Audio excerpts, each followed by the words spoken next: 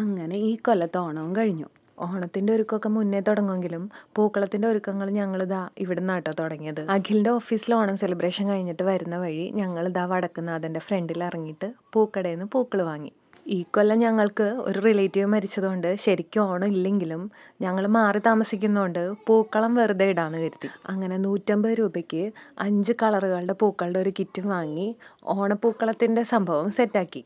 അങ്ങനെ റെഡിമെയ്ഡ് പൂക്കളായാൽ ശരിയാവില്ലല്ലോ, അതുകൊണ്ട് വീട്ടിൽ നിന്ന് ഇതാ ഈ ഒരു പൂവ് ഒരുപാട് പൊട്ടിച്ചിട്ടുണ്ടായിരുന്നു. ഇതിന് ഞങ്ങളുടെ ഇവിടെയൊക്കെ പടക്കവാഴ എന്നാട്ടോ പറയുക. പൂ പൊട്ടിക്കാൻ പോയപ്പോൾ എനിക്ക് കൂട്ടായിട്ട് ഇതാ 2 പൂമ്പാറ്റകളും കൂടി വന്നിട്ടുണ്ട്. പൂക്കൾ വാങ്ങിയപ്പോൾ റെഡ് കളറിലെ പൂവൊന്നും ഉണ്ടായിരുന്നില്ല, അതിൻ്റെ കുറവ് തീർക്കാനാണ് ആ പൂ പൊട്ടിച്ചത്. പിന്നെ ഇതാ നീല ശംഖുപുഷ്പവും നന്ദ്യാർവട്ടം ഒക്കെ വീട്ടിൽ നിന്ന് തന്നെ പൊട്ടിച്ചിട്ടുണ്ടായിരുന്നു. സന്ധ്യ ആയപ്പോൾ കുട്ടിപ്പട്ടാളത്തിനെയൊക്കെ കൂട്ടിയിട്ട് പൂവൊരുക്കലൊക്കെ തുടങ്ങി. അവരുള്ളതുകൊണ്ട് ഒത്തിരി പണി കുറഞ്ഞു കിട്ടിട്ടോ.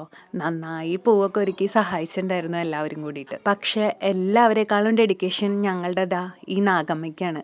നൈഗ നിഖിൽ എന്നാണ് ആളുടെ പേര്. അഖിലിൻ്റെ അനിയൻ്റെ മോളാണ്. എല്ലാ കുട്ടികളും അടുത്തിട്ടിട്ട് പോയിട്ടും കണ്ടില്ല ആളുടെ ഡെഡിക്കേഷൻ.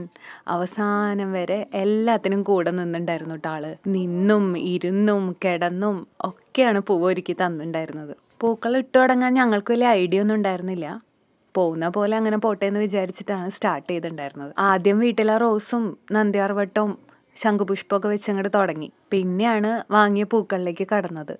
വലിയ കളർ കോമ്പിനേഷനൊന്നും നിങ്ങൾ നോക്കണ്ട, ഉള്ള പോലൊക്കെ അങ്ങനെ ഇട്ടുപോയി. അവസാനമായപ്പോൾ കുട്ടികളൊക്കെ എണീറ്റ് പോയെങ്കിലും ഞാനും ഹസ്ബൻഡും തന്നെ കംപ്ലീറ്റ് ചെയ്തു. പൂക്കളം കംപ്ലീറ്റ് ആയി വന്നപ്പോൾ കുറച്ച് ഭംഗിയൊക്കെ ഉണ്ടല്ലേ കാണാൻ. അവസാനം ആ പടക്കവാഴയുടെ ഇതളുകൾ നിരത്തി വെച്ചത് എനിക്ക് നല്ല ഇഷ്ടമായിട്ടോ. നേരത്തെ പറഞ്ഞ പോലെ ഓണം ഇല്ലാത്തതുകൊണ്ട് തൃക്കാക്കരപ്പനെ വെക്കാനൊന്നും ഞങ്ങൾ നിന്നില്ല, ജസ്റ്റ് പൂക്കളം മാത്രമേ ഇട്ടിട്ടുണ്ടായിരുന്നുള്ളൂ. അതുകൊണ്ട് പല ആംഗിളിൽ വീഡിയോ എടുത്ത് തൃപ്തി അടഞ്ഞു.